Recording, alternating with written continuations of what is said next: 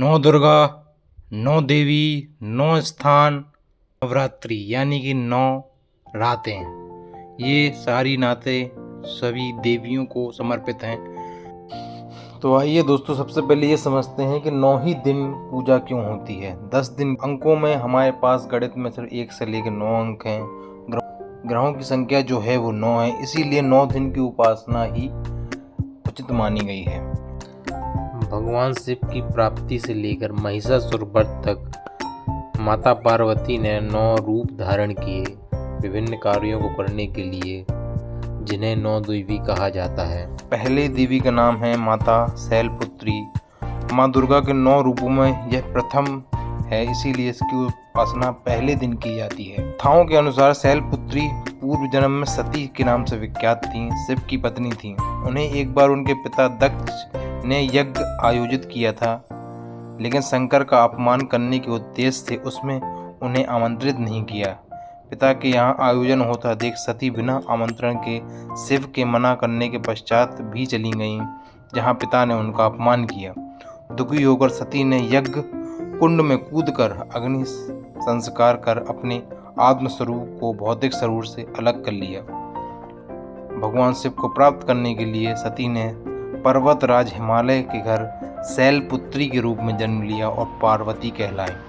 उन्हें कठोर साधना कर शिव को प्रसन्न कर उनसे विवाह किया। इस पावन विवाह तिथि को हम शिवरात्रि के रूप में भी जानते हैं दोस्तों। दूसरा दिन आता है जहां पर हम माता ब्रह्मचारिणी की साधना की जाती है, उनकी पूजा की जाती है। पार्वती जी ने शिव तत्व प्राप्ति के लिए देव ऋषि नारद जी से प्रार्थना की थी। उनके कहे अनुसार ब्रह्मचर्य धारण कर दृढ़ता से साधना की, कई दिनों के कठिन उपवास रखा, खुले स्थान पर ठंड गर्मी बरसात की चिंता किए बिना उन्होंने तपस्या की और भगवान ब्रह्मा जी को प्रसन्न कर लिया। ब्रह्मचर्य और तपस्या से प्रसन्न होकर देवी को ब्रह्मचारिणी नाम से संबोधित किया जाता है। ब्रह्मा जी ने उनसे उनकी तपस्या से खुश होकर मनोवांछित वरदान दिया। उन्होंने वरदान मांगा कि भगवान शिव उन्हें पति के रूप में प्राप्त हों। यह वरदान दिया, बाद में भगवान शिव की पत्नी बनी। तीसरे दिन की जो पूजा है वो माता चंद्रघंटा जी को समर्पित है।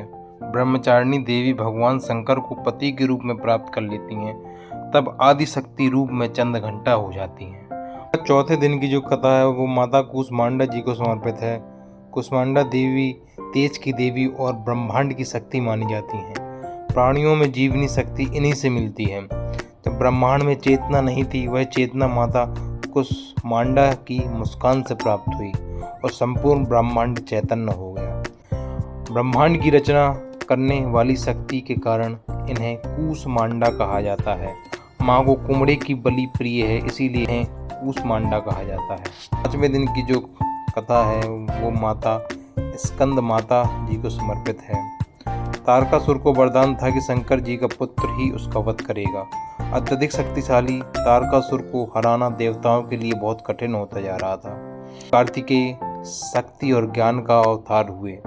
उन्हें शस्त्र और शास्त्र में पारंगत करने के लिए माता पार्वती ने स्कंद माता का अवतार लिया और शिक्षा प्रदान की। माता से शिक्षा प्राप्त कर कार्तिकेय ने तारकासुर का वध किया। स्कंद माता एक हाथ में जो बच्चा लिए हैं वे कार्तिकेय हैं, जिन्हें स्कंद भी कहा जाता है। 6वां दिन जो है वो माता कात्यायनी को समर्पित है। गृहस्थ जीवन में सुख के लिए माता कात्यायनी की आराधना की जाती है। एक पौराणिक कथा के अनुसार कात्यायन ऋषि ने घोर तपस्या के उपरांत माता भगवती से पुत्री रूप में आने का आग्रह किया था। ब्रह्मा विष्णु महेश तीनों ने अपना तेज माता को प्रदान किया। इसी तेज से माता ने महिषासुर का वध कर देवताओं को भय मुक्त कर दिया। 7वें दिन कालरात्रि माता की पूजा होती है। जब माता पार्वती ने योग माया दुर्गा रूप धारण कर शुभ निशुंभ का वध किया, लेकिन रक्त बीज बच गया। उसे वरदान था उसके रक्त की बूंद भूमि पर गिरते ही वह फिर से दैत्य रूप ले लेगा। रक्त बीज के अंत के लिए माँ दुर्गा ने अपने तेज से रात्रि में कालरात्रि को उत्पन्न किया।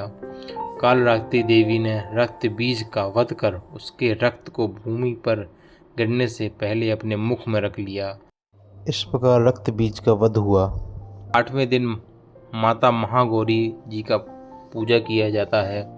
महागौरी आनंद रूपा हैं। देवी भगवत कथा के अनुसार मां पार्वती ने शिव को पाने के लिए वर्षों तक कठोर तप किया। इस कारण उनका शरीर काला पड़ गया। भगवान शिव ने प्रसन्न होकर उनसे गंगा स्नान करने को कहा। मां गंगा के स्पर्श से उनकी थकान कम हो गई और शरीर वापस विद्युत के समान कांतिमान गौर वर्ण हो गया। तभी से माता पार्वती को महागौरी के नाम से जाने जाना लगा। 9वें दिन की कथा माता सिद्धिदात्री को समर्पित है। माता सिद्धिदात्री अष्ट सिद्धि नवनिधि की दाता हैं। एक कथा के अनुसार जब संसार में अंधेरा था तब अंधकार में एक किरण प्रकट हुई जो देखते ही देखते दिव्य नारी स्वरूप में परिवर्तित हो गई। यही किरण सिद्धिदात्री कहलाई। माता सिद्धिदात्री को शिव और शक्ति का अर्धनारीश्वर रूप माना जाता है। यह स्वरूप धर्म, अर्थ, काम और मोक्ष को देने वाला होता है। तो ये थी 9 देवी की 9 कथाएं जिन्हें नवदुर्गा के रूप में सभी लोग 9 दिनों तक पूजा करते हैं, 9 अलग अलग देवियों की।